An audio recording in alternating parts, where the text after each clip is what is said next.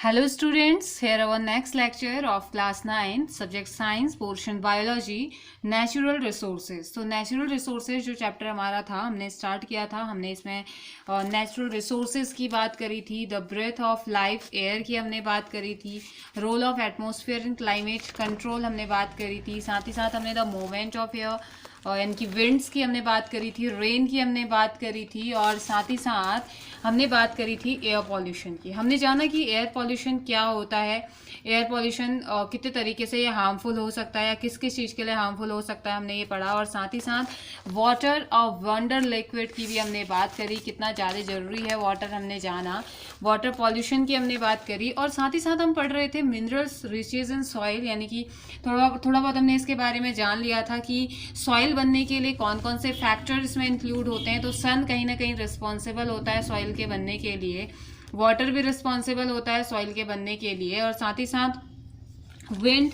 Responsible होती है, living organisms होते हैं जो कि रिस्पॉन्सिबल होते हैं किस चीज़ के लिए, मिट्टी के बनने के लिए। ओके, तो फिर हमने ऐसे एक्टिविटी की बात करी थी। आई थिंक एक्टिविटी आप लोगों ने कर ली होगी। तो क्या था, take some soil and put it into a beaker containing water. तो कुछ सॉइल लीजिए और एक बीकर जिसमें कि पानी है उसमें डाल दीजिए। The water should be at least 5 time the amount of soil taken. तो आपने जो पानी ले रखा है, जो आपने मिट्टी ले रखी है उसके 5 टाइम यानी कि 5 गुना ज़्यादा उसमें पानी होना चाहिए। Stir the soil and water vigorously and allow the soil to settle down, observe after some time. तो थोड़ी देर बहुत जोर से उसे क्या कीजिए, स्टेयर कीजिए और उसके बाद थोड़ी देर के लिए उसे अलाउ कीजिए कि वो सेटल होने के लिए उसे थोड़ी देर के लिए ऐसे ही छोड़ दीजिए। Okay, if the soil at the bottom of the beaker homogeneous और हैव अ लेयर फॉर्म। तो आपने देखना है कि क्या सॉइल में एक ही लेयर बनी हुई है, होमो मीन्स सेम होता है, हेट्रो मीन्स डिफरेंट होता है। तो होमोजीनस लेयर है या अलग अलग, होमोजीनस सेम वही एक प्रेसिपिटेशन उसका है या लेयर्स का फॉर्मेशन उसने किया है।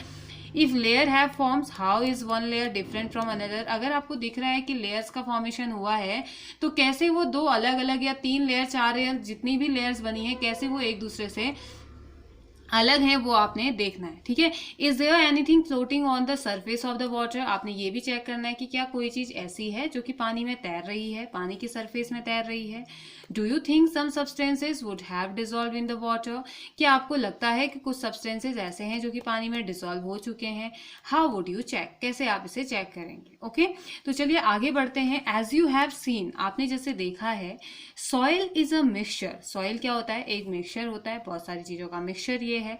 It contains small particles of rock. इसमें छोटे छोटे पार्टिकल्स होते हैं रॉक के, ऑफ डिफरेंट साइज, क्योंकि चट्टानों का साइज बड़ा छोटा होता है।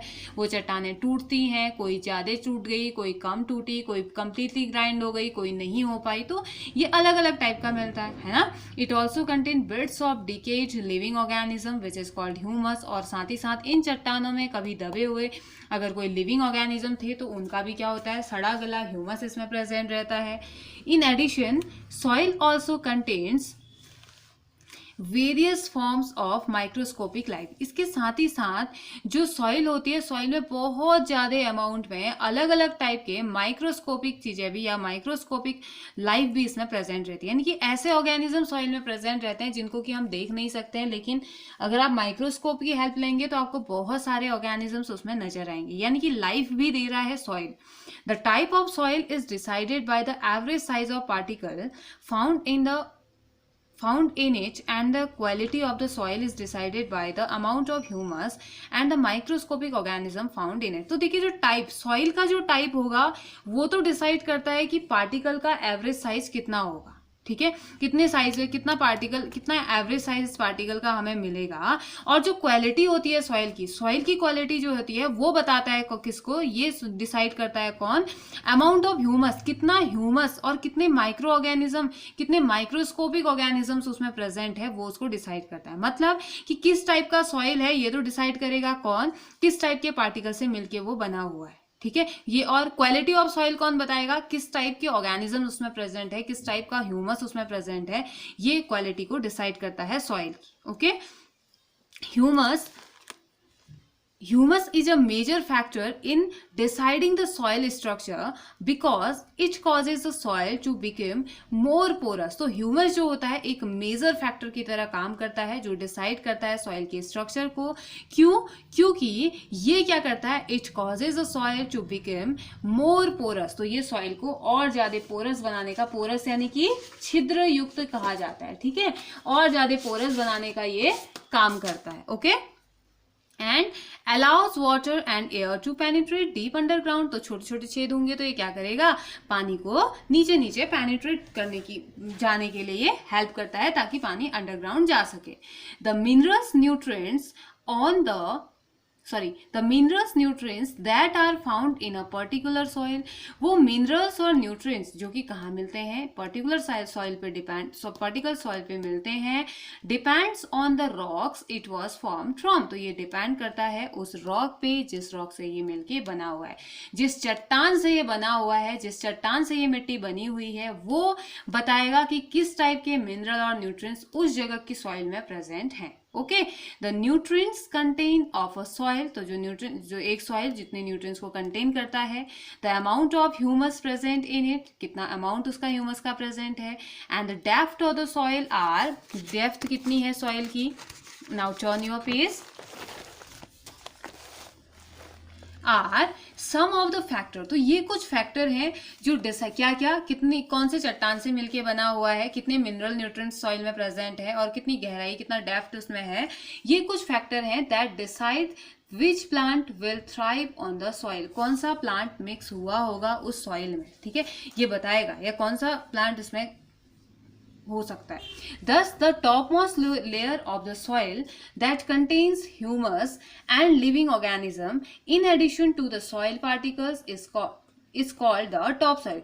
तो यहाँ पे जो टॉप मोस्ट लेयर होती है, सॉइल की जो टॉप मोस्ट लेयर होती है, सबसे टॉप की जो लेयर होती है, उसके पास क्या होता है, ह्यूमस होता है, लिविंग ऑर्गेनिज्म होते हैं, साथ ही साथ वो सॉइल के पार्टिकल को हम क्या कह देते हैं, टॉप सॉइल. ओके, यानी कि सबसे ऊपर की जो सॉइल होती है उसे टॉप सॉइल कह देंगे, जहां पे कोई ह्यूमस और लिविंग ऑर्गेनिजम्स प्रेजेंट रहते हैं. Okay, the quality of the top soil. अब टॉप सॉइल की क्वालिटी होती क्या है, is an important factor that decide biodiversity in that area. तो जो टॉप वाली जो सॉइल होगी, देखो कोई भी फसल लगती है तो टॉप वाली सॉइल में ही तो लगती है ना, बहुत नीचे थोड़ी ना हम लगाते हैं, थोड़ा ऊपर ऊपर ही तो फसल लगाई जाती है ना. तो अगर टॉप सॉइल की क्वालिटी अच्छी है, वो मिट्टी अच्छी है, वो वेल न्यूट्रिएंट से भरी हुई है, बहुत अच्छी क्वालिटी का सॉइल अगर वहाँ पे है, तो वो एक इम्पॉर्टेंट फैक्टर को डिसाइड करता है उस जगह की बायोडाइवर्सिटी के लिए, प्लांट्स के लिए as well as microscopic animals के लिए, और मल्टी सेलुलर एनिमल्स जैसे कि अर्थवॉर्म वगैरह, ये भी तो सॉइल में रहते हैं ना, तो इनको रहने के लिए भी वो क्या करता है, हेल्प करता है, ताकि वहाँ से उन्हें न्यूट्रिएंट्स मिल जाए. Modern farming practice involve the use of large amount of fertilizers and pesticide. अभी जो मॉडर्न फार्मिंग है वो क्या इन्वॉल्व कर रहा है, वो सबसे ज्यादा यूज कर रहा है फर्टिलाइजर्स का और पेस्टिसाइड्स का, ठीक है, और उर्वरक कहा जाता है, खाद उर्वरक वगैरह का ये यूज कर रहे हैं, और पेस्टिसाइड्स का ये यूज कर रहे हैं. Use of these substances over long period of time can destroy the soil structure by killing the soil micro organism that recycle nutrients in the soil. ये ठीक है, एक हद तक तो इनका यूज करना ठीक है, ये उपजाऊ बनाते हैं और कीड़े मकोड़े या जितने भी हार्मफुल इंसेक्ट्स वगैरह जो होते हैं उनको मारने का काम ये पेस्टिसाइड करता है, और जो फर्टिलाइजर है वो फर्टिलिटी को बढ़ाता है. लेकिन अगर आप इनका यूज इन खेतों में अगर हम लगातार करते हैं तो ये क्या कर देता है, सॉइल में प्रेजेंट जो माइक्रो ऑर्गेनिज्म है, जो अच्छे माइक्रो ऑर्गेनिज्म है, उनको ये खत्म कर देता है, उनको ये मार देता है. टॉप सॉइल में प्रेजेंट जो अच्छे क्या होते हैं, माइक्रो ऑर्गेनिज्म होते हैं, जो कि क्या करते हैं, ये रिसाइकिल करते हैं न्यूट्रिएंट्स को सॉइल में मिक्स कर. जैसे कि एक पत्ती टूट के गिर गई, अब वो आप देखते हो कि वो लीव थोड़े टाइम बाद सॉइल में मिक्स हो जाती है, तो इसका मतलब ये हुआ कि उस लीव में प्रेजेंट जितने भी न्यूट्रिएंट्स थे वो सारे के सारे न्यूट्रिएंट्स किस में मिक्स हो गए, सॉइल में मिक्स हो गए, यानी कि वापस सॉइल में चले गए ना. सॉइल से ही तो उसने लिए थे वो न्यूट्रिएंट्स, जब वो उसने खाना बनाया होगा, जब उसने वाटर लिया होगा, सॉइल से ही तो लिया होगा, वापस फिर सॉइल में मिट गया, तो रिसाइकिल हुआ ना. ये रिसाइकिल करने में सॉइल में प्रेजेंट जो माइक्रोस्कोपिक जो ऑर्गेनिजम्स होते हैं हैं, माइक्रोस्कोपिक जो लाइफ होती है वो उसे हेल्प करती है। लेकिन अगर हम फर्टिलाइजर्स का यूज एक्सेसिव अमाउंट पे कर दें और पेस्टिसाइड्स का यूज एक्सेसिव अमाउंट में अगर हम कर दें तो ये क्या कर देता है, उसमें प्रेजेंट जो अच्छे वाले माइक्रो ऑर्गेनिज्म होते हैं इनको मार देता है। It also kills the earthworm, earthworms को भी इवन ये मार देता है, which are instrumental in making the rich humus, जो कि रिच ह्यूमस बनाने के लिए सबसे ज्यादा इंपॉर्टेंट होते हैं। इसी वजह से इसे किसान का मित्र या फार्मर्स फ्रेंड भी कहा जाता है। ये क्या करता है, फर्टाइल सॉइल की फर्टिलिटी को इंक्रीज करता है। Okay, fertile soil can quickly be turned barren if sustainable practices are not followed। तो ये क्या, जो फर्टाइल सॉइल है यानी कि जो उर्वरक जो मिट्टी होती है जहाँ पे बहुत ज्यादा फसल होती है, वो धीरे धीरे या जल्दी से वो बैरन हो सकती है। मीन्स कि वो सूखा पड़ना टाइप, या जहाँ ऐसी जगह जो कि जहाँ पे फिर फसल नहीं होती है, ठीक है, तो वो बैरन हो जाती है, खाली हो जाती है, जहाँ पे अब कोई फर्टिलिटी यहाँ पे नहीं रही, कोई जगह कोई क्रॉप इसमें नहीं लग जाएगा, बंजर नॉर्मली जिसे कहा जाता है, अगर अच्छी प्रैक्टिसेस, सस्टेनेबल प्रैक्टिसेस यहाँ पे को फॉलो नहीं की गई। Removal of useful components from the soil and addition of other substances which adversely affect the fertility of soil and kill the diversity of organisms that live in it is called soil pollution. अब देखो एक बात आती है कि अब ठीक है इतना कर दिया, लेकिन सॉइल पॉल्यूशन भी तो होता है, मिट्टी में भी तो पॉल्यूशन होता है। तो ये सॉइल पॉल्यूशन क्या होता है इसकी बात करते हैं। तो बोल रहे हैं कि सॉइल में प्रेजेंट जो यूजफुल कंपोनेंट्स हैं, सॉइल के जो यूजफुल कंपोनेंट्स है वो जब रिमूव हो जाते हैं, वो जब निकल जाते हैं कहाँ से, सॉइल से, और उसमें ऐड हो जाते हैं उसके अलावा बाकी के सब्सटेंसेस जो कि एडवर्सली, जो बहुत ज़्यादा इफेक्ट करते हैं किसको, सॉइल की फर्टिलिटी को, और सॉइल में प्रेजेंट जो डाइवर्सिटी है, जो ऑर्गेनिजम्स हैं उनको ये मार देते हैं। तो उसे हम क्या कह देते हैं, सॉइल पॉल्यूशन। ओके, तो इस प्रोसेस को क्या कह दिया जाता है, soil pollution. The soil that we see today in one place has been created over a very long period of time। तो कहीं पे भी किसी भी जगह पे अगर आप सॉइल देखते हैं तो ये कब बनी होगी, बहुत लंबे टाइम से, एक तो उसके बनने की प्रोसेस चली होगी, साथ ही साथ बहुत लंबे टाइम पहले ये बनी होगी। Okay, however some of the factors that created the soil in the first place and brought the soil to that place may be responsible for the removal of the soil too। अब देखो कभी कभी ऐसा होता है, हमें soil के removal की हम बात करते हैं, सॉइल एक जगह से दूसरी जगह चली जाती है, तो यस कुछ ऐसे इन्वायरमेंटल फैक्टर्स भी होते हैं जिसकी वजह से एक जगह की मिट्टी दूसरी जगह उड़ के चली जाती है, या एक जगह की मिट्टी दूसरी जगह चली जाती है। हो सकता है वाटर के थ्रू बह के चले जाए, बहुत तेज हवा आ रही है तो उसके थ्रू उड़ के चले जाए, है ना। तो एक जगह से दूसरी जगह भी जा सकती है, जहां पे को कौन रिस्पॉन्सिबल होता है, हमारे इन्वायरमेंटल फैक्टर रिस्पॉन्सिबल होते हैं। The fine particles of soil may be carried away by flowing water or wind। तो ये फाइन पार्टिकल, जो छोटे छोटे पार्टिकल होते हैं सॉइल के, वो कौन लेके जा सकता है, या तो बहता हुआ पानी, उस पानी के थ्रू वो चले जाते हैं, या हवा के through. If all the soil gets washed away and the rocks underneath are exposed, अगर पूरी की पूरी जो मिट्टी है वो वॉश हो जाएगी, वो बह जाएगी, और जो रॉक्स हैं वो एक्सपोज हो जाएंगे, तो we have lost a valuable resource because very little will grow on the rock. तो उसके बाद हम क्या कर देंगे, बहुत ज्यादा वैल्यूएबल रिसोर्सेज को खो देंगे, क्योंकि बहुत कम यहाँ पे वो ग्रो होता है रॉक में। ठीक है, तो ये हमने पढ़ा सॉइल के बारे में। चलिए देखते हैं एक्टिविटी। आई होप कि आपको सॉइल के बारे में समझ में आया, इसके मिनरल न्यूट्रिएंट्स क्या होते हैं इसके बारे में आपने जाना। अब बात करते हैं एक्टिविटी 14.11। ओके, तो देखते हैं इसमें क्या दिया गया है। Take 2 identical trays and fill them with soil. 2 tray आपने लेनी है जैसे कि इसमें दिखा रखी है, और इनको मिट्टी से भर दीजिए। Okay, plant mustard or green gram और paddy in one of the tray. तो किसी मस्टर्ड, सरसों, ग्रीन ग्राम या पैडी एक ट्रे में डाल दीजिए। And water both the tray, plant mustard or green or paddy in one of the trays and water both the trays regularly for few days. तो और दोनों में ही क्या करना है आपने, रेगुलरली पानी देना है। ठीक है, till the first tray is covered by plant growth. तो जब तक कि फर्स्ट ट्रे कवर्ड नहीं हो जाती है प्लांट ग्रोथ से, now tilt both the trays and fix them in that position. अब इनको थोड़ा सा टिल्ट कर दीजिए और उसके बाद इनको एक फिक्स पोजिशन पे इनको रख दीजिए. Make sure that both the trays are tilted at the same angle. तो आप मेक श्योर कि आप इतना ध्यान रखिए कि जैसे भी आप उनको मोड़ झुका रहे हैं, जो भी कर रहे हैं, दोनों का एंगल सेम होना चाहिए. ठीक है, सेम तरीके से आपने किया होना चाहिए. पोर equal amount of water gently on both trays such as the water flows out of the tray. तो आपने कुछ इस तरीके से पानी वो करना है, इसमें पोर करना है, बहुत जेंटली पोर करना है जिससे कि trace such that the water flows out of the trace. जैसे कि वाटर उससे ट्रे से बाहर निकल रहा है, जैसे कि ये है. बहुत ही आराम से आपने इसको क्या करना है, पोर करना है. ठीक है, ऐसे पानी बहुत आराम से आपने इसमें डालना है और यहाँ से कुछ इस तरीके से निकलेगा. ठीक है. Now, अच्छा, study the amount of soil that is carried out of the tray. So देखिए कि कितना, स्टडी कीजिए कि कितना सॉइल कैरी आउट हुआ ट्रे से. Is the amount that the same in both the trays. और इन दोनों में ही क्या अमाउंट सेम था. Now pour equal amount of water on both the trays from a height. फिर ऊपर से एक हाइट से इसमें क्या कर दीजिए, इक्वल अमाउंट में पानी को डालिए.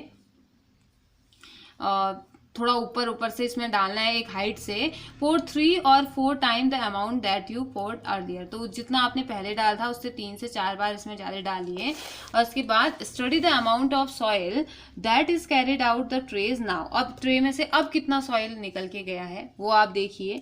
Is the amount of same in both the trays. क्या अभी भी अमाउंट दोनों में सेम था, ये आपने नोट करना है.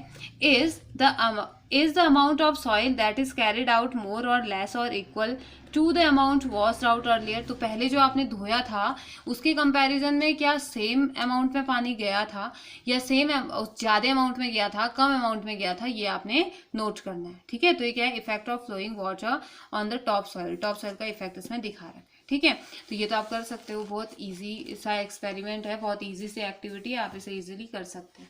तो the roots of plant have an important role in preventing soil erosion. तो सॉइल इरोजन की बात आती है तो रूट्स जो होते हैं हमारे वो बहुत ज़्यादा इंपॉर्टेंट रोल को प्ले करते हैं. यानी कि जो रूट्स होती हैं बहुत हेल्पफुल होती हैं सॉइल इरोजन को रोकने के लिए. सॉइल इरोजन को कहा जाता है मृदा अपरदन. आप देखते होंगे जगह जगह सॉइल में इस तरीके से दरार टाइप की आई रहती है. तो इसको रोकने का काम किसका होता है, ये रोकने में हेल्प कौन करता है, ये काम करते हैं कौन, प्लांट्स. प्लांट्स का कौन सा part, root. The large scale deforestation that is happening all over the world not only destroy biodiversity, it also leads to the soil erosion. तो ये इतने ज़्यादा अमाउंट में जो डिफॉरेस्टेशन, पेड़ों का जो कटाव हो रहा है हमारे देश में ही नहीं पूरी दुनिया में जितने अमाउंट में ये हो रहा है ना, ये प्रॉब्लम डिफॉरेस्टेशन की हम देख रहे हैं, वो क्या कर रहा है, वो सिर्फ बायोडाइवर्सिटी को, वो लिविंग ऑर्गेनिज्म को या एनिमल और प्लांट को ही खत्म नहीं कर रहा है, ये साथ ही साथ सॉइल इरोजन को भी बढ़ा रहा है. मतलब कि लाइफ्स को खतरे में तो डाल ही रहा है, लाइफ्स को खतरे में डालने के साथ साथ सॉइल इरोजन को भी क्या कर दे रहा है, ये बढ़ावा दे रहा है. Top soil that is bare of vegetation is likely to be removed very quickly. ऐसा लग रहा है कि जो टॉप सॉइल है वो बहुत जल्दी रिमूव हो जाएगी. एंड दिस इज एसिलेटेड इन हिली और माउंटेनियस रीजन. ये कहाँ एसिलेट हो रहा है, हिली और माउंटेन रीजन में. This process of soil erosion is very difficult to reverse. तो इसको वापस से ठीक करना, रिवर्स मीन्स वापस हो जाना, वापस से ठीक करना, वापस इसकी ओरिजिनल पोजिशन में लाना बहुत मुश्किल है. Vegetative cover on the ground has a role to play in the percolation of water into the deeper layers too. तो जो वेजिटेटिव कवर है यहाँ पे ग्राउंड में, ये भी इंपॉर्टेंट रोल को प्ले कर रहा है कि वाटर कैसे डीपर लेयर्स में एंटर कर रहा है. तो वो सारी चीज़ें ये क्या कर रहा है ना, सॉइल इरोजन जो हो रहा है बहुत सारी प्रॉब्लम्स को क्रिएट कर रहा है. क्योंकि अगर ऐसे ही सॉइल इरोजन होता रहा तो क्या हो जाएगा, बड़े बड़े जो जैसे भूस्खलन वगैरह बोला जाता है ना, वो कैसे हो रहा है, इसी से तो हो रहा है. पेड़ हम काट रहे हैं, सॉइल इरोजन हो रहा है, सॉइल इरोजन हो रहा है, धीरे धीरे वो जो चट्टाने हैं वो भी टूट रही हैं और उसके साथ साथ जो बड़े बड़े पहाड़ हैं वो भी नीचे गिर रहे हैं. प्रॉब्लम तो यहीं से आ रही है ना. और साथ ही साथ जो बिल्कुल इतना चौड़ा जो मिट्टी हुई होगी, जो कटी होगी, उसके अंदर पानी भर जा रहा है, वो उसे गीला कर दे रहा है और फिर वो और ज्यादा टूट रहा है. तो ये एक बहुत बड़ी प्रॉब्लम या बहुत बड़ी समस्या निकल के आ रही है सॉइल इरोजन की. और इसके लिए सॉइल इरोजन से सिर्फ यही नहीं प्रॉब्लम हो रही है, सॉइल इरोजन से फिर बाकी लाइफ्स भी तो खतरे में पड़ रही है ना। उस एरिया में जहाँ पे कि सॉइल इरोजन जहाँ पे हो रहा है, वो कभी ना कभी वो सॉइल को खत्म तो होना ही है, गिर के उसने क्या करना है, अपने आसपास की जो वेजिटेशन है उसे तो खत्म करना ही है। तो वहां पे रहने वाले एनिमल्स, वहां पे प्रेजेंट जो प्लांट्स है, उनको तो हार्म पहुंचेगा ही पहुंचेगा, है ना। तो हमें ध्यान देना होगा कि हमें सॉइल इरोजन से हम बचाएं, ज्यादा से ज्यादा फॉरेस्टेशन, प्लांटेशन हम करें। प्लांटेशन अगर करेंगे तो उनकी रूट सॉइल को होल्ड करके रखेगी, जिससे कि वो इरोजन सॉइल का नहीं हो पाए, ठीक है। तो इसके बाद क्वेश्चन दिया गया है, how is soil form, soil कैसे बनती है, ये हमने पढ़ रखा है। What is soil erosion, soil erosion क्या है, what are the method of preventing of reducing soil erosion, तो सॉइल इरोजन को कम करने के लिए या बचाने का क्या तरीका हो सकता है, ये आपने बताना है, ठीक है। अब जो हमारा टॉपिक स्टार्ट हो रहा है, most important topic of biology, you can say biochemical cycles. Okay, biochemical cycles जो इंक्लूड करता है water cycle, nitrogen cycle, carbon cycle, oxygen cycle, ये सारी साइकिल्स आपकी बहुत ज्यादा इंपॉर्टेंट है। वो इसलिए क्योंकि हमारे एटमॉस्फेयर में ये सारी गैसेस प्रेजेंट है। इन सारी गैसेस का अमाउंट हमें प्रेजेंट पता है कि कितने अमाउंट में कौन सी गैस प्रेजेंट है, तो क्यों ना हम इनके बारे में जानें, कैसे ये हम तक पहुंचती है। अगर हम कह रहे हैं कि हम ऑक्सीजन ले रहे हैं तो हम कैसे ले रहे हैं, अगर हम कह रहे हैं कि प्लांट अगर कार्बन डाइऑक्साइड ले रहे हैं तो वो कैसे ले रहे हैं, अगर हम कह रहे हैं कि नाइट्रोजन प्लांट्स ले रहे हैं या नाइट्रोजन का बहुत इंपॉर्टेंट रोल है तो कैसे है, वो सारी चीजें अब हमने इस चैप्टर में पढ़नी है। और the most important part is here, okay, Biogeochemical cycle. Biogeochemical cycle is a constant interaction between the biotic and abiotic components of the biosphere make a dynamic but stable system. तो देखो, एक constant interaction जो हो रहा है किस किस के बीच में, biotic and abiotic, living and non living. हमने पढ़ा कि जो लिविंग बीइंग होते हैं वो कहीं ना कहीं नॉन लिविंग के साथ एक कांस्टेंट इंट्रैक्शन से चलते हैं। कैसे चलते हैं, अगर हमारे पास, ठीक है, हम तो लिविंग है लेकिन लैंड नहीं होता तो हम घर कैसे बनाते, और अगर हमें घर बनाना है तो हमें ईंट चाहिए, स्टोन्स चाहिए, सीमेंट चाहिए, सरिया चाहिए, ये सब क्या है, नॉन लिविंग तो है। और साथ ही साथ अगर हमने खाना चाहिए, हमें प्लांट चाहिए, प्लांट क्या कहाँ होते हैं, सॉइल में ही तो होते हैं ना, पहाड़ों में ही तो पेड़ है और सॉइल में ही तो पेड़ है। तो ये सारी चीजें हम कहीं ना कहीं लिविंग और नॉन लिविंग आपस में इंटरेक्ट करके काम कर रहे हैं। हमारे ना होने से नॉन लिविंग को तो कोई फायदा नहीं होगा, लेकिन नॉन लिविंग के ना होने से हमें बहुत लॉस जरूर होगा, ठीक है। तो इसलिए वही आपको कहा गया है कि ये क्या है, बायोटिक और एबायोटिक कंपोनेंट का एक इंट्रैक्शन है हमारे बायोस्फीयर में, जो कि एक डायनेमिक बनाता है, एक डायनेमिक सिस्टम बनाता है, और डायनेमिक लेकिन एक स्टेबल सिस्टम बना रहा है, ठीक है, बिल्कुल फिक्स रहेगा वो, एक स्टेबल सिस्टम को ये बनाता है। These interactions consist of a transfer of matter. ये जो इंट्रैक्शन है ये कंसिस्ट क्या क्या कंसिस्ट करते हैं, मैटर का ट्रांसफर करते हैं, एनर्जी का ट्रांसफर करते हैं, किस किस के बीच में, between the different components of the biosphere, biosphere के अलग अलग कंपोनेंट्स के बीच में मैटर और एनर्जी का जो ट्रांसफर करते हैं वो किस में होता है, बायोजियोकेमिकल साइकिल में। Late us look at some processes involved in the maintenance of the above balance। तो चलिए एक बार देखते हैं कैसे ये प्रोसेस एक बैलेंस फॉर्म में रहती है, कैसे इनको बैलेंस किया जाता है, कैसे हमारा इन्वायरमेंट बिना हमारी हेल्प के, बिना किसी लिविंग ऑर्गेनिज्म के हेल्प से इसे मेंटेन करता है, क्या हम लोग भी इसमें डायरेक्टली या इनडायरेक्टली कहीं इन्वॉल्व रहते हैं। तो चलिए जानते हैं, ओके। तो let's start with the water cycle. तो ये अब सब इसके पार्ट हैं, किसके, बायोजियोकेमिकल साइकिल के अंदर कौन कौन सी साइकिल आती है वो साइकिल सब हम पढ़ने वाले हैं। You have seen how the water evaporate from the water bodies। आपने देखा है, and subsequent condensation of this water vapor leads to rain। आपने देखा है कि कैसे वाटर का इवेपोरेशन होता है, आपने ऑफ कोर्स देखा है, नॉर्मली विंटर सीजन में आपने देखा है, इवेपोरेट होते हुए देखा है ना। तो आपने देखा कि कैसे वाटर इवेपोरेट होता है वाटर बॉडीज से। वाटर बॉडीज मतलब सी है, रिवर है, पॉन्ड है, लेक है, तो कैसे इवेपोरेशन होता है आपने देखा है। और साथ ही साथ ये वाटर वेपर कैसे कंडेंसेशन की प्रोसेस करके रेन को ले आता है, कैसे बारिश ले आता है, ये भी हमने देखा है, ठीक है। तो बोल रहे हैं but we don't see the seas and oceans drying up, हमने नहीं देखा है कि जो सागर और महासागर हैं वो कभी सूख रहे हैं, जबकि हम ये हमेशा पढ़ते रहते हैं कि इवेपोरेशन हो रहा है। मतलब कि इवेपोरेशन हो रहा है मतलब उनका पानी तो खत्म हो जाना चाहिए ना, इतने साल हो गए हैं अर्थ को बने हुए, सीज और ओशन में कोई फर्क ही नहीं पड़ा। लेकिन ऐसा अगर हर टाइम इवेपोरेशन हो रहा है तो हर टाइम जब इवेपोरेशन हो रहा है तो खत्म हो जाना चाहिए था ना, तो फिर क्यों नहीं खत्म हुआ? तो चलिए जानते हैं। So how is the water returning to the water bodies, तो इसका मतलब ये हुआ कि वाटर कहीं ना कहीं से वापस तो जरूर आ रहा है वाटर बॉडीज में।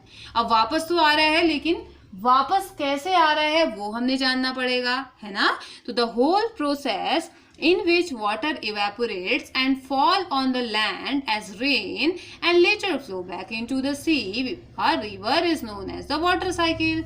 तो अब एक ऐसी प्रोसेस जिसमें कि पानी पहले वाटर बॉडी से, मान लो नदी है, नदी से पानी पहले इवेपोरेट हो रहा है, इवेपोरेट हुआ, सी से भी पानी इवेपोरेट हुआ, एक ही टाइम पे ये सब हो रहा है, ठीक है। एक ही टाइम पे सी से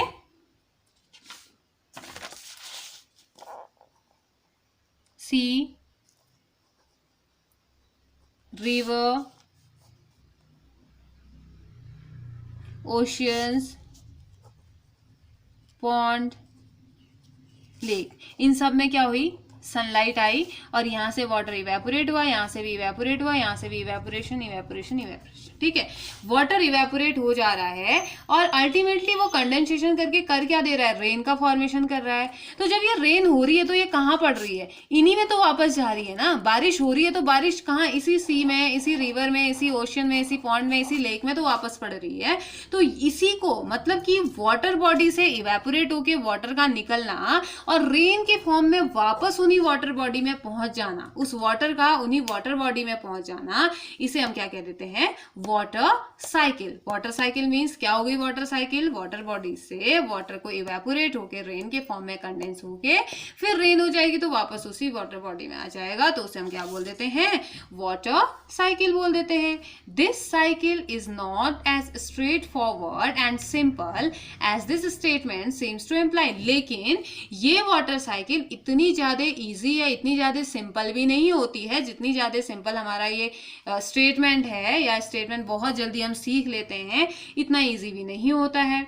All of the water that falls on the land does not immediately flow back into the sea। तो जितना भी पानी होता है, जितना भी पानी है, all of the water that falls on the land, जो कि लैंड में पड़ता है, वो immediately flow back तो होता नहीं है सी में, है ना। सी में थोड़ी ना सबका सब जाता है, अलग अलग जगह जाता होगा। तो some of it seeps into the soil, जब भी बारिश होती है तो कुछ सॉइल में मिक्स हो जाता है, and became part of underground reservoir of fresh water। तो किसका पार्ट बन जाता है? फ्रेश वाटर, जो कि अंडरग्राउंड रिजर्वर हमारा है। Okay, some of this underground water find its way to the surface through springs। तो अब इसमें से कुछ अंडरग्राउंड वाटर क्या होता है? अपना स्प्रिंग के फॉर्म में अपना रास्ता ढूंढ लेता है सरफेस के लिए, और we bring it to be the surface for our use. उसके बाद हम क्या, जैसे कि कुआं खोद लिया या ट्यूबवेल्स जो होते हैं वो खोद लिए और अपने यूज हमने इसका कर लिया, ठीक है। The surface for our use through wells और tubewells. Water is also use by terrestrial animals. अब यही वाटर तो टेरेस्ट्रियल एनिमल यानी कि लैंड में रहने वाले एनिमल यूज करते हैं, ये फॉर वेरियस लाइफ प्रोसेसेस, अलग अलग टाइप की लाइफ प्रोसेसेस के लिए। ओके, फिगर 14.5 में अब देखिए आपको एक डायग्राम दिया गया, ये है हमारा ground water, this is surface water, ठीक है। और ये है एक एनिमल, ये प्लांट्स हैं हमारे। हो क्या रहा है? ये ग्राउंड वाटर है, ये सरफेस वाटर है, इसमें यहाँ से सनलाइट पड़ रही है, देखो सब जगह सनलाइट पड़ी। इस सनलाइट के पड़ने की वजह से क्या हुआ? इवेपोरेशन हुआ, यानी कि ये भाप के फॉर्म में ये पानी क्या होने लगा? उड़ने लगा। अब एनिमल क्यों दिखाया है? एनिमल में रेस्पिरेशन होता है, जाड़ों के दिनों में आपने देखा होगा कैसे आप धुआं निकलता है आपके मुंह से, है ना। हालांकि गर्मियों में भी निकलता है लेकिन दिखाई नहीं देता है। और साथ ही साथ रेस्पिरेशन के टाइम पे क्या होता है? यहाँ से भाप निकली, वाटर जाता है। और ऐसे ही प्लांट ट्रांसपीरेशन करते हैं। ट्रांसपीरेशन क्या होता है? ट्रांसपीरेशन एक ऐसी प्रोसेस है जो कि वाटर वेपर के फॉर्म में प्लांट में प्रेजेंट जो एक्स्ट्रा वाटर होता है वो उसे बाहर निकालता है। ओके, तो इससे हुआ। अब हुआ क्या? जब ये सारी चीजें हुई, ट्रांसपीरेशन हुआ, रेस्पायरेशन हुआ, इवेपोरेशन हुआ, ये 3 प्रोसेसेस जब हुई तो यहाँ पे फिर अलग अलग प्रोसेसेस हुई। कंडेंसेशन हुआ, कंडेंसेशन के थ्रू क्या होता है, फिर बादल बने, बादल बनने के बाद क्या हो गया, प्रेसिपिटेशन के फॉर्म में रेन हो गई। तो रेन हो गई, वापस इसी रिजर्वर में वो आ गया, है ना। तो अलग अलग लाइफ प्रोसेसेस के लिए यूज किया है। किस चीज के लिए? इवेपोरेशन में यूज हुआ है। और किस चीज में यूज हुआ है इसका? प्लांट्स ने इसको रेस्पायरेशन के लिए यूज किया है इस वाटर का। साथ ही सॉरी, एनिमल ने रेस्पायरेशन के लिए यूज किया है, प्लांट्स ने ट्रांसपीरेशन के लिए यूज किया है। तो अलग अलग जगह इसका यूज हुआ है। Let us look at another aspect of what happens to water during the water cycle. चलिए दूसरा एक एस्पेक्ट देखते हैं कि वाटर साइकिल में, वाटर साइकिल के टाइम पे होता क्या है। ठीक है, एज यू नो, जैसे कि आपको पता है, water is capable of dissolving a large number of substances. हमको पता है कि वाटर इतना कैपेबल है, वाटर के पास इतनी कैपेसिटी है कि वो क्या कर सकता है, बहुत ज्यादा अमाउंट में अपने अंदर अलग अलग टाइप के सब्सटेंसेस को क्या कर सकता है, डिसॉल्व कर सकता है। तो और मिनरल्स भी उसमें होते हैं। मतलब कि वाटर एक ऐसा सोर्स है जिसमें कि मिनरल्स हैं, सॉल्युबल मिनरल्स हैं और अदर टाइप के रॉक कंटेनिंग पार्टिकल्स हैं। तो some of them get dissolve in the water. इनमें से कुछ क्या होते हैं, वाटर में डिसॉल्व हो जाते हैं, यानी कि मिक्स हो जाते हैं। These rivers carry many nutrients from the land to the sea. तो अब यहाँ पे जो रिवर होता है, जो नदी है, वो क्या करती है, बहुत सारे न्यूट्रिएंट्स को कहाँ लेके जाती है, लैंड से सी में लेके जाती है। मतलब कि नदी से, लैंड से बहता हुआ पानी कहाँ गया, नदी में, और नदी से ये बहता हुआ पानी कहाँ चले गया, सी में।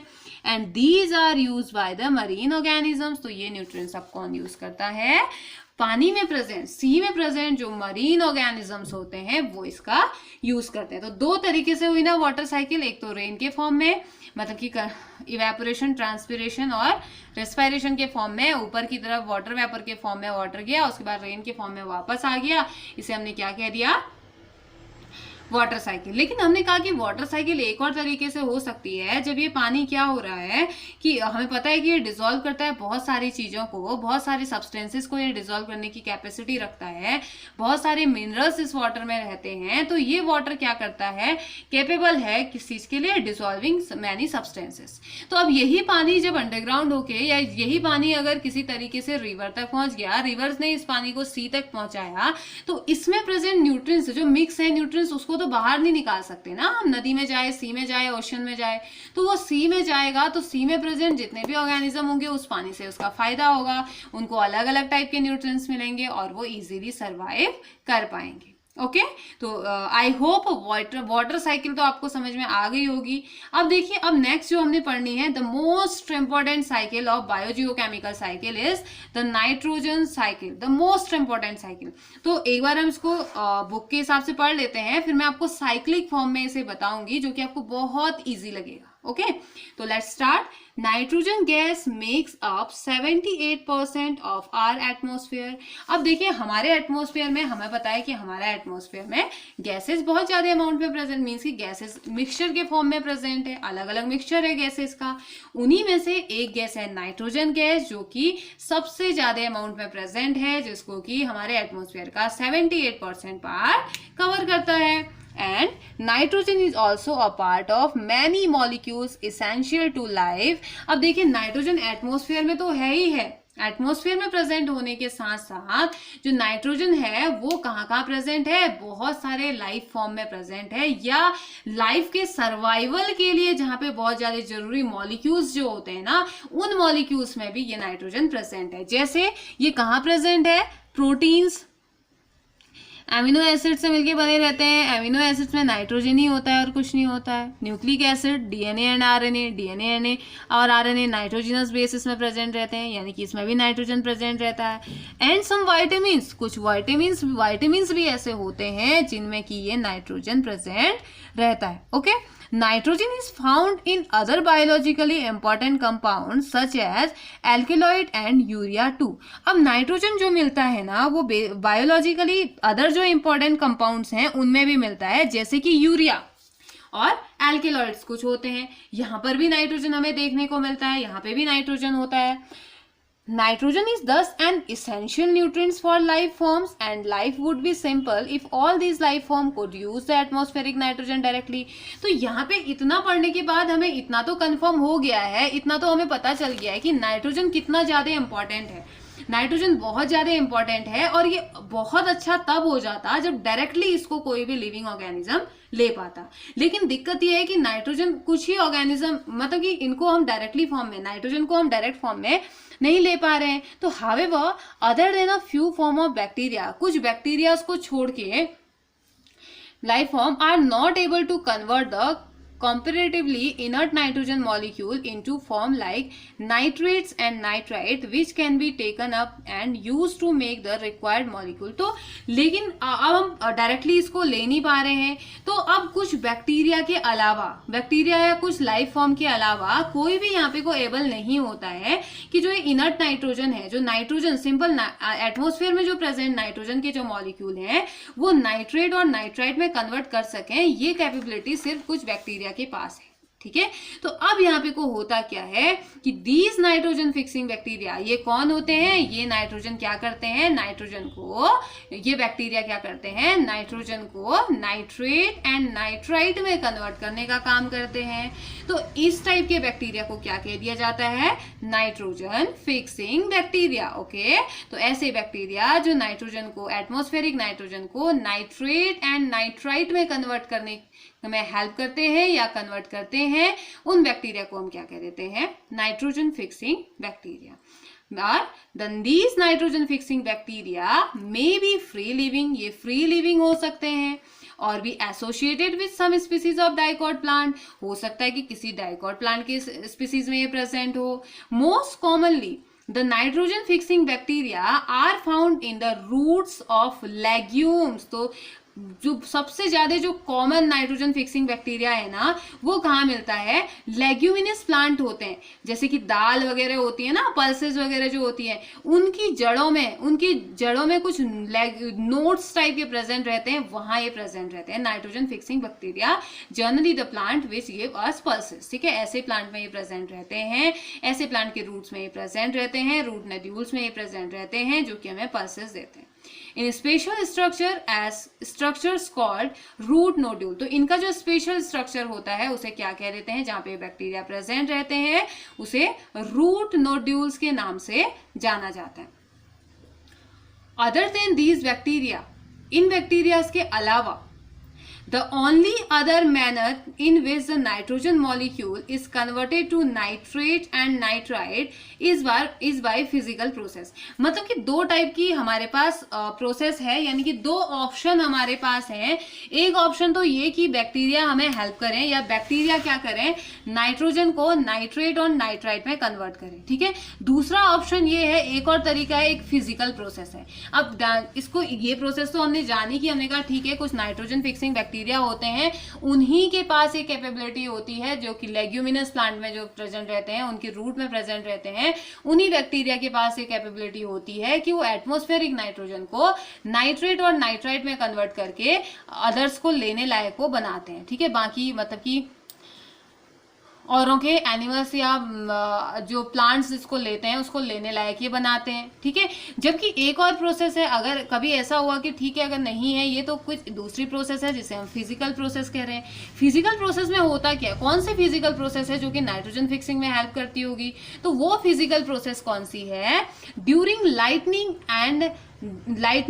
द हाई टेम्परेचर, लाइटनिंग के टाइम पे क्या हो जाता है, the high temperature and pressure created in the air convert nitrogen into oxide of nitrogen. अब यहाँ पे को क्या होता है, अब देखो नाइट्रोजन पहले होता है अमोनिया के फॉर्म में, NH3 के फॉर्म में होता है, लेकिन जब ये नाइट्रेट और नाइट्राइट में कन्वर्ट होता है ना तो ये NH3 NO2 और NO3 में कन्वर्ट हो जाता है। इट मीन्स कि ऑक्साइड के फॉर्म में कन्वर्ट हो रहा है ना।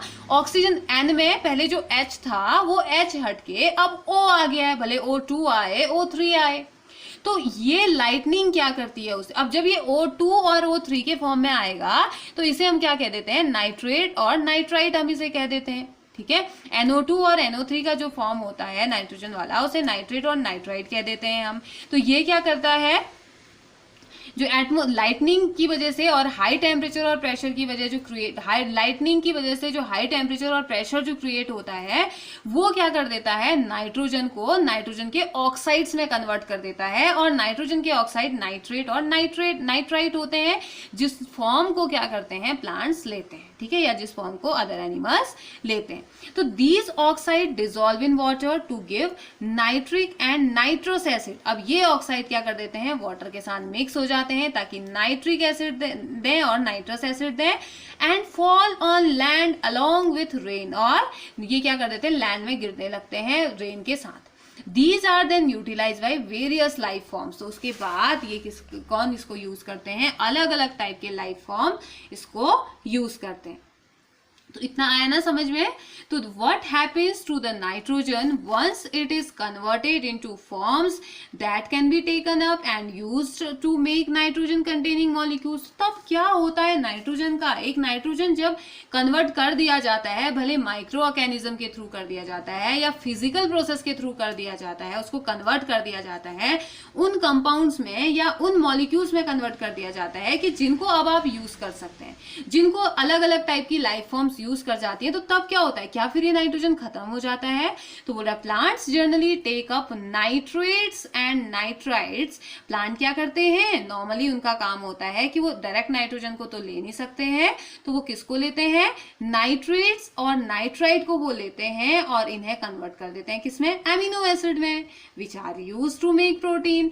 एमिनो एसिड से क्या बनाया जाता है, प्रोटीन बनाया जाता है। अब प्रोटीन तो हर किसी के लिए जरूरी है, फिर प्रोटीन एनिमल को भी चाहिए, हमें भी चाहिए, ह्यूमंस को भी चाहिए, तो ये प्रोटीन में कन्वर्ट हो गया। Some other biochemical pathways are used to make the other complex compounds containing nitrogen. तो फिर इसके साथ साथ दूसरी केमिकल्स, बायोजियोकेमिकल्स का यूज किया जाता है या होती है, जो कि नाइट्रोजन के जो कॉम्प्लेक्स कंपाउंड हैं उनको नाइट्रोजन में कन्वर्ट करने, फिर से नाइट्रोजन में ही कन्वर्ट करने का जो हेल्प करता है। These proteins and other complex compounds are subsequently consumed by animals। तो जो ये प्रोटीन है, जो कॉम्प्लेक्स कंपाउंड होते हैं, ये क्या कर देते हैं, एनिमल्स इसको कंज्यूम कर लेते हैं। Once the animal or plants die, एक बार जब एनिमल और प्लांट की डेथ हो जाती है, किसी भी एनिमल या प्लांट की जब डेथ हो जाती है या किसी बैक्टीरिया की डेथ हो जाती है सॉइल में, तो ये सॉइल क्या कर देती है, इन the soil convert the various compound of nitrogen back into nitrate and nitrite. तो करता क्या है कि एक बार उसकी डेथ हो गई तो उसकी बॉडी में प्रेजेंट, अब देखो जैसे किसी एनिमल की डेथ हो गई, उसके बॉडी में नाइट्रेट, अमोनिया, प्रोटीन तो है ही ना, ह्यूमन की डेथ हो गई, प्रोटीन तो है ही उसकी बॉडी में। अब वो मिट्टी में मिल गया तो उसकी बॉडी का जो नाइट्रोजन है, जो एमिनो एसिड है, वो कहाँ जाएगा, जो प्रोटीन है मिट्टी में ही तो चले जाएगा, लेकिन किस फॉर्म में चले जाता है, फिर से नाइट्रेट्स और नाइट्राइट के फॉर्म में वापस चले जाता है। Okay, A different type of bacteria convert the nitrate and nitrite into elemental nitrogen. तो एक डिफरेंट टाइप के बैक्टीरिया होते हैं जो कि क्या करते हैं, नाइट्रेट और नाइट्राइट को वापस से एलिमेंटल नाइट्रोजन यानी कि एटमॉस्फेरिक नाइट्रोजन में कन्वर्ट कर देते हैं।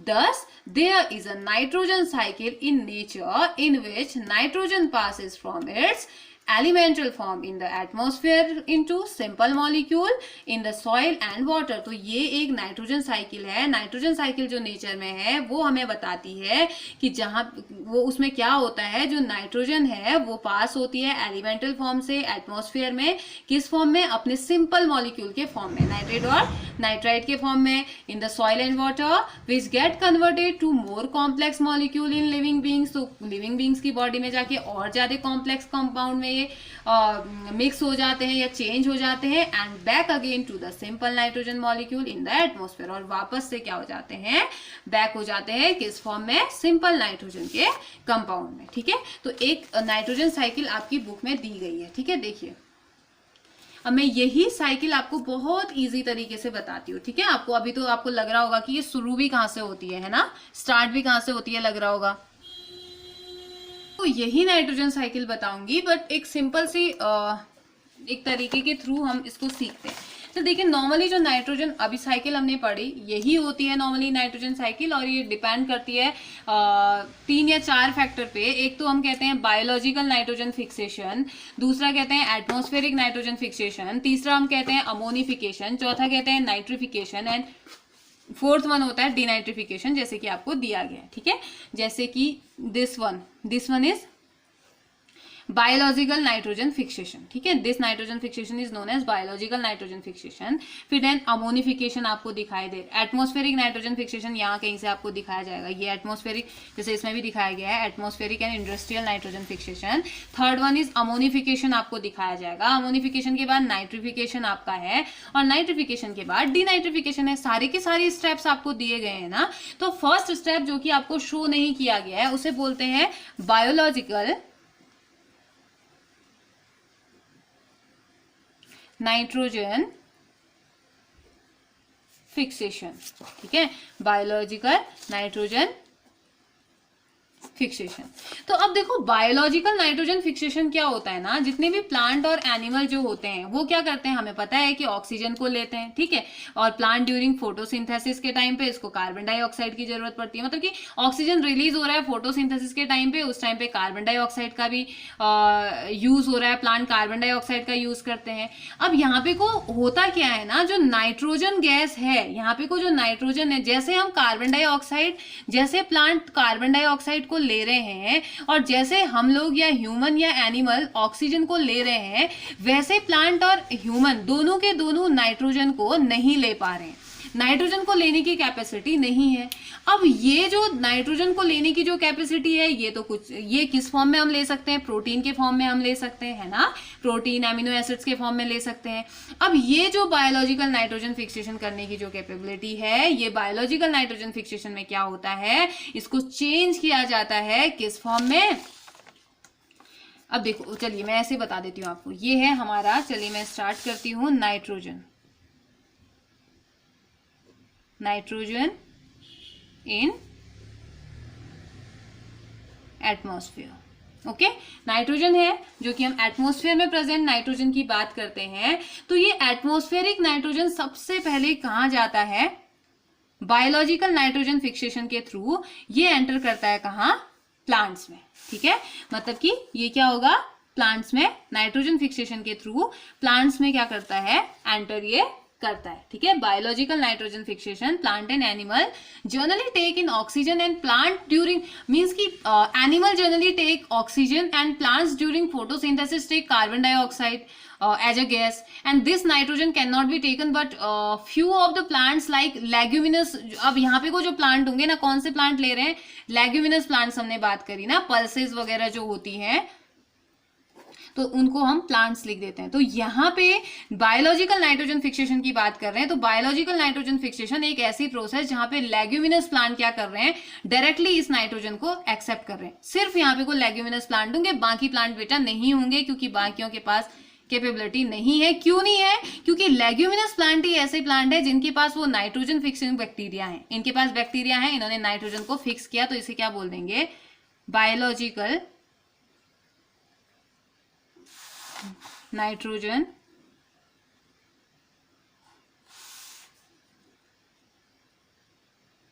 फिक्सेशन। ठीक है, बायोलॉजिकल नाइट्रोजन फिक्सेशन हमने इसे बोल दिया। अब प्लांट को मिला, ठीक है, प्लांट्स ने ले लिया। अब प्लांट्स क्या करते हैं बेटा, प्लांट की हेल्प से, ये प्लांट कौन खाएगा, इन प्लांट्स को कौन खाएगा, या प्लांट प्रोडक्ट कौन खाएगा, मतलब कि एटमॉस्फेयर से नाइट्रोजन आया, लेग्यूमिनस प्लांट्स ने लिया, लेग्यूमिनस प्लांट का प्रोडक्ट किसने खाया, एनिमल्स ने खाया। अब ये नाइट्रोजन आया तो इनकी बॉडी में भी तो आया ना नाइट्रोजन, अब इनकी बॉडी का कोई प्रोडक्ट आप खा रहे हो तो आपकी बॉडी में भी तो आएगा, तो ये किस में आ गया, एनिमल्स में आया। अब देखो हुआ क्या, अब देखो इन प्लांट्स की डेथ भी तो होगी, कभी होगी या नहीं होगी, प्लांट्स की डेथ होगी, ये एक्सक्रिएट करेंगे, ऑब्वियस सी बात है, प्लांट भी तो एक्सक्रिएशन करते हैं ना, और एनिमल भी क्या करते हैं, एक्सक्रिएट करते हैं। कुछ एनिमल होते हैं जो एक्सक्रिएट करते हैं और अमोनिया को रिलीज करते हैं, अमोनिया रिलीज करते हैं या नहीं करते हैं, करते हैं ना। यहाँ पे आप लिख सकते हैं प्लांट डाइज। ठीक है, आप अपनी समझ के लिए लिख सकते हैं, मैं आपको सिर्फ बता रही हूँ कि आपने कैसे याद रखना है। नाइट्रोजन फिक्सेशन, लेग्यूमिनस प्लांट्स आए, उन्होंने उन प्लांट्स ने नाइट्रोजन को एक्सेप्ट किया, नाइट्रोजन को खाया, और नाइट्रोजन वाले फिर यही जो प्लांट, जैसे दाल है, दाल हमने खाई, उस दाल से हमारी बॉडी में ना प्रोटीन गया, ना प्रोटीन किसके बना हुआ रहता है, नाइट्रोजन का ही तो कंपाउंड है ना, नाइट्रोजन से तो बना है, तो ये हमारी बॉडी में भी आ गया, क्या, नाइट्रोजन आया। अब ऐसे ही अदर एनिमल की बॉडी में भी आया, तो अदर एनिमल की बॉडी से बॉडी ने एक्सक्रिएट किया, एक्सक्रिएटरी प्रोडक्ट हो गया, अमोनिया आया, और यहाँ से प्लांट की डेथ हुई, तो ये अमोनिया हो गया, नहीं हुआ। अब यहाँ पे को इस प्रोसेस को आप क्या बोल दोगे फिर, अमोनिफिकेशन।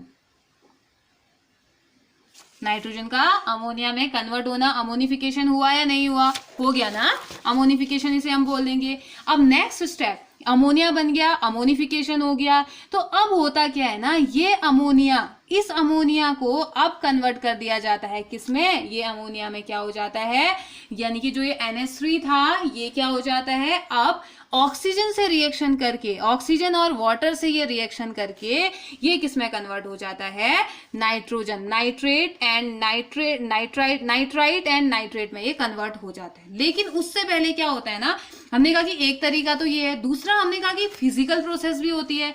फिजिकल प्रोसेस यानी कि थंडर एंड लाइटनिंग की जो प्रोसेस होती है, उस टाइम पे भी कुछ ऐसा ही हो रहा होता है, उस टाइम पे भी नाइट्रिफिकेशन हो जाता है। नाइट्रिफिकेशन होता है एटमॉस्फेरिक, यहाँ पे को हम लिख देंगे एटमॉस्फेरिक नाइट्रोजन फिक्सेशन। इस एटमॉस्फेरिक नाइट्रोजन फिक्सेशन के टाइम पे क्या हो जाता है, यहाँ पे प्रेजेंट जो नाइट्रोजन है, जो ये जो अमोनिया है, अमोनिया किस में कन्वर्ट हो जाता है, पहले यहां से ये वाला अमोनिया, 2 बार हो रहा है नाइट्रिफिकेशन। कब 2 बार, एक बार तो जब प्लांट्स ले रहे हैं तब हो रहा है, ठीक है, दूसरी बार जब लाइटनिंग की वजह से हो रहा है तब हो रहा है। तो यहाँ पे क्या हो जाएगा, एक बार अमोनिया किस में कन्वर्ट हो जाएगा, नाइट्राइट में, और एक बार अमोनिया किस में कन्वर्ट हो जाएगा, नाइट्रेट में, NO3। मतलब कि ये NH3 अब इसका हाइड्रोजन हट के इसमें आ जा रहा है ऑक्सीजन, यहाँ पे को ये क्या बन जा रहे हैं, नाइट्रोजन के ऑक्साइड्स बन जा रहे हैं, है ना। तो नाइट्रेट और नाइट्राइट में ये कन्वर्ट हो गए, यहाँ पे नाइट्रिफिकेशन इनका हो गया। अब उसके बाद जब ये नाइट्राइट, यहाँ से नाइट्राइट बन रहा है, और यहाँ से इसको क्या बना दिया जा रहा है, नाइट्रेट में इसे कन्वर्ट कर दिया जा रहा है, ठीक है, नाइट्रेट में इसको कन्वर्ट कर दिया गया। तो अब होता क्या है, फिर से ये जो नाइट्रेट था, ये जो यहाँ पे को नाइट्रेट बना है, ये जो नाइट्रेट बना, इस नाइट्राइट से जो ये नाइट्रेट बना, NO2 से जो NO3 बना, जो नाइट्रेट यहाँ पे बना है, ये वापस से कहाँ चले जाता है, इन प्लांट्स के पास चले जाता है। ये प्लांट्स वापस इसे यूज कर लेते हैं, और दूसरी जगह दूसरा ये नाइट्रेट क्या हो जाता है, साथ ही साथ O2 इसमें से क्या हो जाता है, O2 के जब ये कंपाउंड बनते हैं तो दोबारा से एक प्रोसेस, एक जगह तो आता है वापस से प्लांट्स के पास चले जाता है, और एक प्रोसेस आती है जब नाइट्रोजन में वापस चले जाता है, ये एटमॉस्फेरिक फॉर्म में वापस चले जाता है, तो इसे डीनाइट्रिफिकेशन हम कह देते हैं। तो अब आइए बुक की तरफ, बुक ओपन कीजिए। अब मैं आपको बताती हूँ अब आपको कितना ईजी लगेगा। देखिए, नाइट्रोजन इन एटमॉस्फेयर, एटमॉस्फेयर में नाइट्रोजन है जो कि सभी ले नहीं सकते हैं, नॉर्मल फॉर्म में सबके सब ले नहीं सकते हैं। तो अब हमने कहा कि कुछ ही प्लांट ऐसे होते हैं, कुछ लेग्यूमिनस प्लांट्स ऐसे होते हैं जो कि इसको नाइट्रोजन को ले सकते हैं। और क्यों ले सकते हैं, क्योंकि उन लेग्यूमिनस प्लांट्स के पास क्या होती है, उनके पास कुछ बैक्टीरिया होते हैं, और लेग्यूमिनस प्लांट्स के रूट में, यानी कि उनकी जड़ों के नोड्यूल्स में कुछ बैक्टीरिया होते हैं जो कि इस नाइट्रोजन को डायरेक्टली ले सकते हैं। उन्होंने इस नाइट्रोजन को लिया, और उससे जो फल फ्रूट्स जो भी लगे, उस लेग्यूम से दाल हमने खाई या किसी भी एनिमल ने खाया, तो वो किसकी बॉडी में चले गया, एनिमल्स की या प्रोटोप्लाज्म की बॉडी में वो चला गया, इसकी बॉडी में गया। अब देखो यहां से क्या हुआ, जो ये प्रोटोप्लाज्म है, यहां से ये जो ग्रीन प्लांट है, इनकी हो गई डेथ। इनकी डेथ होने से ये सॉइल में मिक्स हो गया और अमोनिया का फॉर्मेशन इन्होंने कर दिया। ऐसे ही कुछ एनिमल जो थे जो एक्सक्रिएट करते हैं, एक्सक्रिएट करना अपनी बॉडी से वेस्ट को बाहर निकालना, तो जैसे हमारी बॉडी से यूरिन निकलता है, ऐसे ही अमोनिया वाला कंटेंट भी निकलता है। बहुत सारे एनिमल्स होते हैं जो अमोनिया को रिलीज करते हैं, या बहुत बार ऐसा होता है अमोनिया भी वेस्ट प्रोडक्ट के फॉर्म में निकलता है। तो अब ये अमोनिया यानी कि यहाँ से अमोनिफिकेशन से अमोनिया, नाइट्रोजन से अमोनिया का बनना अमोनिफिकेशन, ठीक है, अमोनिफिकेशन हुआ, अमोनिया बना। अब ये अमोनिया जो कि NH3 था, ये क्या था, NH3, अब ये किस में कन्वर्ट हो जाता है, ऑक्साइड ऑफ नाइट्रोजन में, ठीक है। कब? जब ये ऑक्सीजन से रिएक्शन करता है एनवायरनमेंट में, तो यहाँ पे नाइट्राइट का फॉर्मेशन ये कर देता है, ठीक है। अब नाइट्राइट तो यहाँ पे बन गया, फिर हमने कहा कि अब यही नाइट्राइट क्या होता है, फिर से कन्वर्ट होता है और नाइट्रेट में कन्वर्ट हो जाता है, फिर से नाइट्रेट में कन्वर्ट हो जाएगा और वापस इसी नाइट्रेट के फॉर्म में ये प्रोटोप्लाज्म बाकी के जो ग्रीन प्लांट या बाकी जो भी प्रोटोप्लाज्म होंगे वो इसको एक्सेप्ट कर लेते हैं, ठीक है। एक साइकिल तो हमारी यहाँ से कंप्लीट हुई। दूसरा हमने कहा कि दो तरीके हैं नाइट्रोजन फिक्सेशन के या नाइट्रोजन फिक्सिंग के हमारे एटमॉस्फेयर में, दो तरीके हैं। दूसरा तरीका ये होता है एक फिजिकल प्रोसेस, ये तो कौन सी थी, बायोकेमिकल प्रोसेस हम कह सकते हैं, बायोलॉजिकल नाइट्रोजन फिक्सेशन हम कह सकते हैं। दूसरी प्रोसेस थी जब फिजिकल कुछ फैक्टर आते हैं, जैसे कि लाइटनिंग की वजह से प्रेशर और टेम्परेचर बहुत ज्यादा हो जाता है, जिस वजह से क्या हो जाता है, ये एटमॉस्फेयर में प्रेजेंट जो नाइट्रोजन है ये क्या हो जाती है, ये नाइट्रिफिकेशन कर जाती है। नाइट्रिफिकेशन में यानी कि ये नाइट्राइट में कन्वर्ट हो जाती है। नाइट्राइट में कन्वर्ट होने के बाद फिर से क्या नाइट्रेट में ये कन्वर्ट हो जाती है, ठीक है। देखिए नाइट्रिफिकेशन हुआ और यहाँ से ये कन्वर्ट हो गई नाइट्रेट में। फिर जो ये नाइट्रेट है, इस नाइट्रेट का कुछ पार्ट तो जाता है प्लांट के पास, ग्रीन प्लांट्स के पास, और कुछ पार्ट क्या कर देता है, ये डीनाइट्रिफिकेशन इसका हो जाता है। What is the meaning of denitrification? दोबारा से किसका बन जाना, एटमॉस्फेरिक नाइट्रोजन का बन जाना, इज नोन एज किससे, when nitrates of nitrogen is converted into atmospheric nitrogen is known as denitrification। तो denitrification एक ऐसी प्रोसेस है जिसमें कि नाइट्रेट्स जो होते हैं वो नाइट्रोजन में कन्वर्ट हो जाते हैं, एटमॉस्फेरिक नाइट्रोजन में कन्वर्ट हो जाते हैं, इसे हम क्या बोल देते हैं, डीनाइट्रिफिकेशन। एंड ऐसे ही हमने क्या पढ़ा था, बायोलॉजिकल नाइट्रोजन फिक्सेशन। तो एक बार और रिपीट कर ले, अगर आपको समझ में नहीं आ रहा है ना तो आप मुझसे पूछ सकते हैं, ठीक है। बहुत ज्यादा इंपॉर्टेंट है, आप जब तक साइंस पढ़ोगे तब तक नाइट्रोजन फिक्सेशन आपको पढ़ना पड़ेगा, तो ये बहुत ज्यादा इंपॉर्टेंट है। तो एक बार और देख लेते हैं। एटमॉस्फेयर में नाइट्रोजन होता है, ये इसको डायरेक्टली हम लोग नहीं ले सकते हैं, ना प्लांट ले सकते हैं ना एनिमल ले सकते हैं, लेकिन नेचर अगर कुछ चीजें देता है तो उसको यूज करने के भी तरीके देता है। तो कुछ प्लांट्स ऐसे होते हैं जो कि इस नाइट्रोजन को इसी फॉर्म में यूज कर सकते हैं।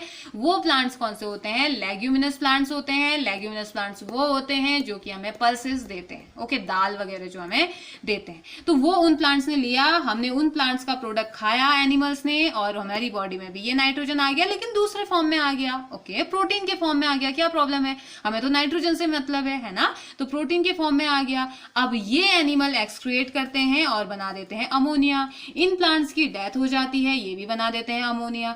अब जब ये अमोनिया बन गया तो ये अमोनिया क्या होता है, अब ये किसमें कन्वर्ट होने लगता है, ये नाइट्रोजन, इसमें प्रेजेंट जो NH3 में प्रेजेंट जो नाइट्रोजन है ये ऑक्सीजन के साथ मिक्स होना स्टार्ट कर देता है, और जब ये ऑक्सीजन के साथ मिक्स हो जाता है तो ये नाइट्राइट का फॉर्मेशन करता है, और इस प्रोसेस को हम बोल देते हैं नाइट्रिफिकेशन, ठीक है। और जो अमोनिया, इसमें सॉइल में प्रेजेंट जो माइक्रो ऑर्गेनिज्म होते हैं वो सॉइल में क्या कर देते हैं, यहीं पे ब्रीड करने लगते हैं, और इस प्रोसेस को हम क्या बोल देते हैं, मतलब अमोनिया को बनाने लगते हैं, और इस प्रोसेस को हम क्या बोल देते हैं, अमोनिफिकेशन। यानी कि अमोनिया बना, अमोनिया में प्रेजेंट जो नाइट्रोजन होता है वो ऑक्सीजन से रिएक्शन करना स्टार्ट कर देता है, और जब ये ऑक्सीजन से रिएक्शन करता है तो ये फॉर्मेशन कर देता है नाइट्राइट का। अब फिर उसके बाद ये नाइट्राइट जो है वो कन्वर्ट हो जाता है नाइट्रेट में, और ये नाइट्रेट का जो कुछ पार्ट है वो वापस से ये प्रोटोप्लाज्म, ये ग्रीन प्लांट्स ले लेते हैं, वापस से ये साइकिल चलती रहती है।